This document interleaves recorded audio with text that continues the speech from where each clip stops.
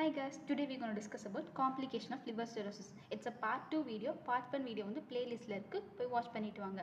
First fibrosis நடக்கிறதுனா என்ன ஆகும்னு பார்த்தோம். ப்ரெஷர் வந்து இன்க்ரீஸ் ஆகுமா, இதெல்லாம் என்ன ஆகும், பிளட் சப்ளை வந்து கட் ஆகிடும். லிவருக்கு போகிற பிளட் சப்ளை வந்து கட் ஆகிடும். அதனால என்ன ஆகும்னா reduces the number of functional sinusoid wave. எக்ஸாக்டாக போர்ட்டல் ட்ரைடை பற்றி தான் பேசுகிறாங்க.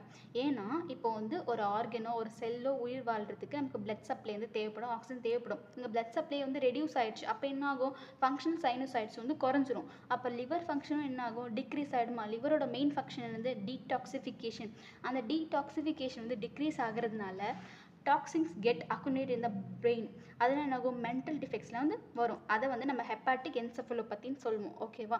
இப்போது நிறைய டாக்ஸின்ஸ் இருக்குது. மெயினாக வந்து அமோனியா தான் வந்து போயிட்டு நம்மளோட பிரெயினில் வந்து அக்குமுலேட் ஆகிடும். இப்போது அமோனியா போயிட்டு பிரெயினில் அக்குமுலேட் ஆகிடுச்சுன்னா என்ன ஆகும்னா வந்து ஆஸ்டெரிசிஸ்ங்கிற கண்டிஷன் வந்துடும். அதாவது நம்ம ஹேண்ட்ஸ் எல்லாம் அவுட் ஸ்ட்ரெச் பண்ணும்போது ஒரு மாதிரி ஜர்க்கி மூவ்மெண்ட், ட்ரிம்மர் மூவ்மெண்ட் அது மாதிரிலாம் வந்து வந்துடும். ஓகேவா. இதே மோர் டாக்ஸின்ஸ் வந்து அக்குமுலேட் ஆகிட்டே இருந்துச்சுன்னா பேஷண்ட் கோஸ் டு கோமா. ஓகேவா. இப்போது லிவர் வந்து இது வந்து ஃபஸ்ட் காம்ப்ளிகேஷன். செகண்ட் காம்ப்ளிகேஷன் பார்க்கும்போது லிவர் வந்து யூஸ்வலாக வந்து கான்ஜுகேட்ஸ் பிலிருபின். இப்போது லிவர் வந்து இன்ஜுரி ஆயிடுச்சுன்னா இட் இன்க்ரீசஸ் தி அன்கான்ஜுகேட்டட் பிலிருபின். அதனால் நமக்கு என்ன நடக்கும், ஜாண்டிஸ் வந்து வரும். ஓகேவா. தேர்ட் காம்ப்ளிகேஷன் பார்க்கும்போது மெயினாக வந்து லிவர் வந்து ஈஸ்ட்ரோஜனை வந்து மெட்டபலைஸ் பண்ணும். இப்போ ஈஸ்ட்ரோஜனை வந்து இன்ஆக்டிவ் மெட்டபலைட்ஸை வந்து கன்வெர்ட் பண்ணிடும். இப்போது இது வந்து இந்த இன்ஆக்டிவ் மெட்டபலைட்ஸ் வந்து பிளட்டில் போயிட்டு கிட்னி போயிட்டு அப்படியே வந்து எக்ஸ்க்ரீட் ஆகிடும். இப்போது லிவர் ஃபங்க்ஷன் இல்லாததுனால என்ன ஆகும், அந்த ஈஸ்ட்ரோஜன் வந்து மெட்டபலைஸ் தான் ஆகாது. அப்போ ஈஸ்ட்ரோஜனோட லெவல் வந்து இன்க்ரீஸ் ஆகிடும். So it leads to gynecomastia, spider angiomata, palmar erythema, இந்த மாதிரி கண்டிஷன்லாம் வந்து வரும். ஓகேவா. இப்போது இந்த மாதிரி ஆல்புமினை வந்து செக்ரீட் பண்ணுமா, சிந்தசிஸ் பண்ணுமா. இப்போ ஆல்புமின் வந்து டிக்ரீஸ் ஆகிடும். அப்போ ஹைப்போ ஆல்பினூமியா அப்படிங்கிற கண்டிஷன் வந்து வந்துடும். நெக்ஸ்ட் வந்து கிளாட்டிங் ஃபேக்டர்ஸ்லாம் வந்து செக்ரீட் ஆகுமா, அதையும் வந்து அதுலேயும் வந்து ப்ராப்பராக செக்ரேட் ஆகிறதுனால கோயாகுலேஷன் இஷ்யூஸ்லாம் வந்து நமக்கு வரதுக்கான சான்ஸ் வந்து இருக்குது. ஓகேவா.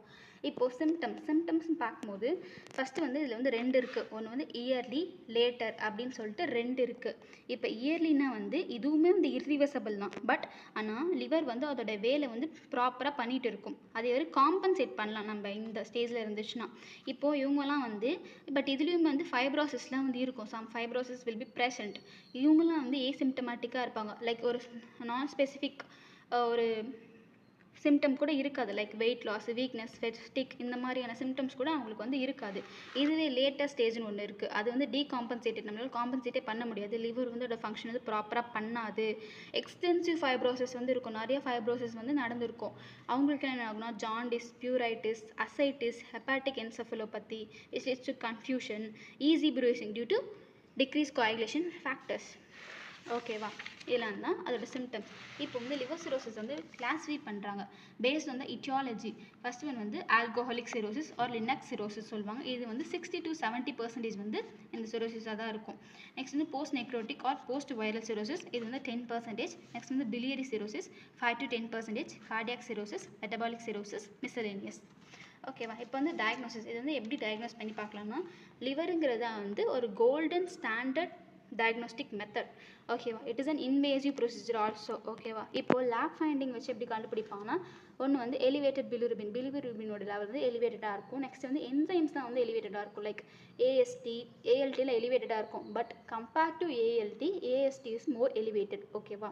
இப்போது நெக்ஸ்ட்டு ஆல்கலைன் பாஸ்பரேட்டு, காமா குளூட்டமில் டிரான்ஸ்பெப்டிடேஸ், இந்த என்சைம்ஸ் எல்லாமே வந்து எலிவேட்டடாக இருக்கும். நெக்ஸ்ட் வந்து த்ராம்போசைட்டோபீனியா. ஓகேவா. இதெல்லாம் வச்சு தான் வந்து டயக்னோஸ் பண்ணுவோம். ட்ரீட்மெண்ட் பார்க்குறப்ப இது வந்து ஜென்ரல் இர்ரிவர்சபிள் தான். பட் நம்மளால் ஃபர்தர் டேமேஜை வந்து ப்ரிவெண்ட் பண்ண முடியும் by treating the underlying cause. அதாவது ஆல்கஹாலிசம்னால லிவர் சிரோசிஸ் வந்துச்சுன்னா ஆல்கஹால் அவாய்ட் பண்ணணும். அதர்வைஸ் வைரல் இன்ஃபெக்ஷனால் வந்துச்சு like hepatitis B or C, அந்த இன்ஃபெக்ஷனில் வந்துச்சுன்னா நம்ம வந்து ஆன்டிவைரல் தெரப்பி கொடுக்கணும். ஒரு எண்ட் ஸ்டேஜ் ஒரு 90% ஆஃப் த லிவர் வந்து டேமேஜாக ஆயிடுச்சு அப்படின்னா லிவர் டிரான்ஸ்பிளான்டேஷன் தான் வந்து ஒரு பெஸ்ட் ஆப்ஷன். ஸோ இது வரைக்கும் புரிஞ்சிருக்கும்னு நினைக்கிறேன். இதுக்கப்புறம் இட்ஸ் ஜஸ்ட் அன் ஓவர்வியூ, ஒரு ஓவர்வியூ தான். ஓகேவா. நீங்கள் போய் புக்கில் படிங்க, கண்டிப்பாக புரியும். தேங்க்ஸ் ஃபார் வாட்சிங்.